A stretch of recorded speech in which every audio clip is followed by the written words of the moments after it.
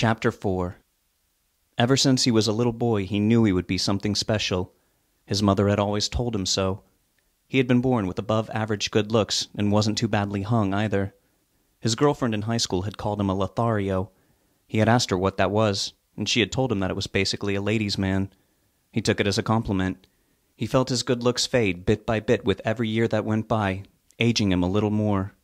He still had a full head of dirty blonde hair. He brushed it back and it feathered at the sides. He knew it looked dated, but he didn't care. His hair was his crowning glory, and that style had gotten him laid many times. Why fix what wasn't broken? If he waited long enough, it would come back in style again anyway.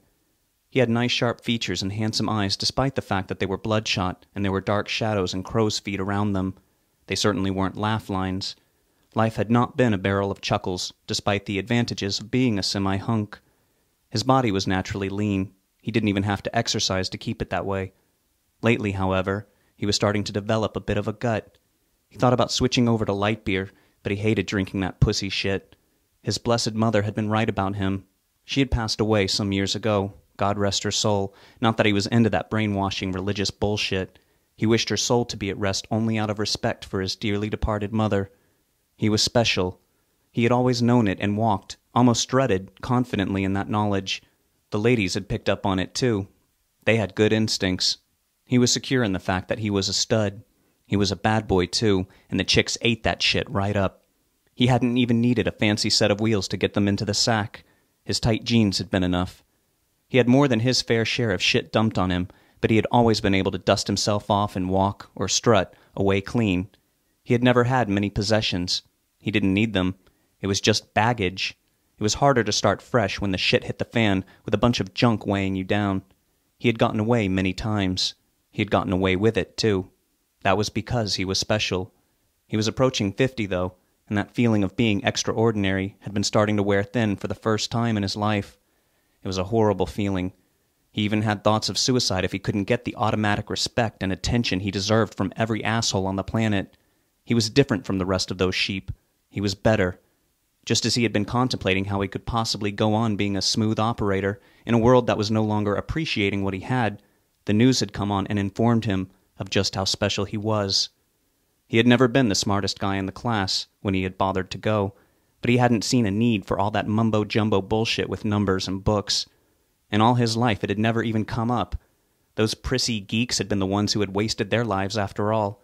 Most of them were ugly butt-fucks, and they had missed out on having any fun, too. They should have at least taken their troubles away with a good bottle of whiskey. They may have been too ugly to get girls, but they could have been cool to hang with if they had just gotten over themselves and gotten good and fucked up and chilled out. That would have brought their pansy little asses back down to planet Earth. It was their loss, though. He didn't need anyone. When you were special, you already had everything you needed. He was one of the lucky ones. He had just gotten even more proof of that. He was kicking back after a shitty day of washing dishes down at that shitty bar and grill. The bottle of wild turkey he had gotten at the liquor store on the way home was almost half empty. It was just starting to kick in. The night was young. He would pace himself so that there would be a few swigs left before going to bed. He'd had it with that bitch and that little shit that never stopped crying. He'd had a few kids before, but that had been the most obnoxious baby he had ever been around. He had to get out of there. He couldn't get a night's sleep. How was he supposed to live like that? He couldn't stand that cunt anymore, either. She hadn't put out since giving birth. He wasn't too sorry about that, though. She had gotten all messed up down there, squeezing out that wailing fucker, and she was starting to ride his ass and push him dangerously close to the edge. He'd done her a favor by letting her alone. It was a shabby one-bedroom apartment he was staying in, but it was cheap and the landlord asked no questions. The guy had just wanted his small amount of cash. He'd been there for over a month. He had gotten it because it was advertised as already being furnished, but instead of having a normal bed, it just had a pull-out sofa bed in the living room. The bedroom was unfurnished. He was using it as storage space. He needed a few gulps to help him get any sleep on that rickety, crumpled pad of a mattress. As a sofa, it was fine, but it was not long enough to lay stretched out on. He didn't care much about it, though. He had himself and the knowledge that he was better than most of those high and mighty fuckers out in the world. They could have their bullshit lifestyles. What else did they really have when they were alone? He reached over and grabbed a fresh pack of Camel cigarettes. He packed them by slapping the pack into his palm before he opened them. He took off the cellophane and ripped off the foil covering beneath it. He threw it onto the floor. He grabbed his lighter and lit the cig that he pulled out. The first one was always the lucky one. The first puff was always the best. He took a long, deep drag and felt it heat up between his fingers as it burned down. He leaned forward and ashed into the large ceramic tray on the dinky coffee table. He continued to watch the news on the 19-inch screen. It was a fluke he was even home at that hour, but work had been dead, so they had sent him home early. He needed money, but he enjoyed his downtime. He deserved it. Cash was getting thin, but he had made enough to put some food in his belly and get the bottle and the cigs. The job paid him daily and under the table. That was the way it had to be. There were too many of those asshole bitches out there trying to take the little bit he had. His checks had started being garnished at his last job. Money had been getting taken for some time before he had even noticed. He had just figured it was the bullshit taxes that no one had any say or control over.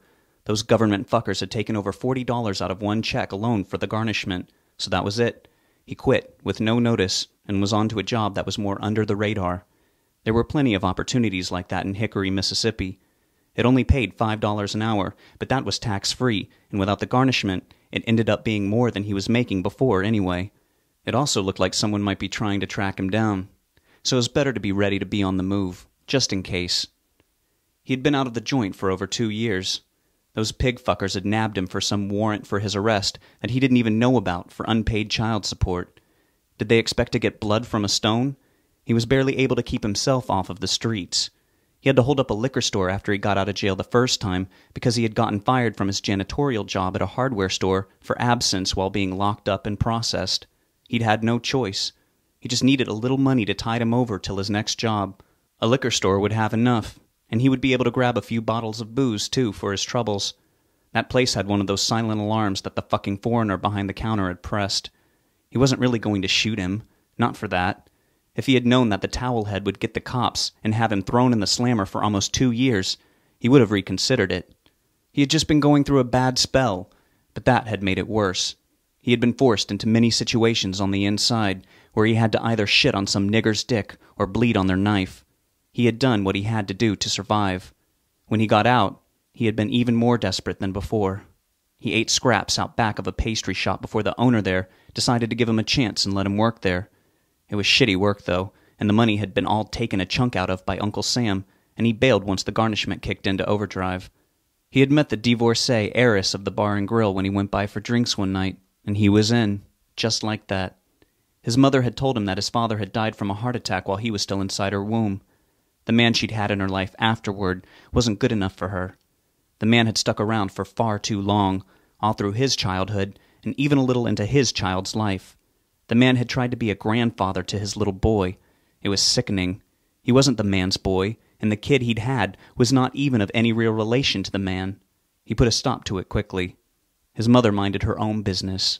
She was a good woman, and didn't stick her nose in where it didn't belong. The man had tried to raise him when he was young, but he had rebelled against the moron at every turn. His sacred mother always took his side. He was her blood. The man should have realized that he was just a glorified guest in their home. The man was lucky if she would even touch him. How she could stand to let that man near her, he never understood. The man had bailed finally after his mother had gotten sick. She told him the truth about his real father when he had been much older and she had been on her deathbed. She had died at home from pneumonia that had started out as the flu. She'd had to be one tough bitch to make ends meet in such a cold world. She had been a saint. Her temper had run hot, but she got shit done and raised him up real good and always put supper on the table. She never had anything for herself, let alone anything for him to inherit, other than his fond memories of the woman. Doctors had locked her away for a while when he was a boy for paranoid schizophrenia, and he had to stay with his uncle's family. He had hated it there. He would have rather put up with his mother on her worst day than be with them. Then the man had come into the picture after all of that, and messed things up for a long time until she got sick. She had needed her son to help take care of her. People just hadn't understood her. She was different. She was special too, but she had gotten shit on plenty just like he did. They had been two of a kind, so they had thought. The television was saying otherwise. It had already brought up and answered so many questions. There were many more questions left unanswered still. It told him part of why he was so special. He listened in to what the news team was saying, since they had finally gone back to discussing the topic that was interesting him.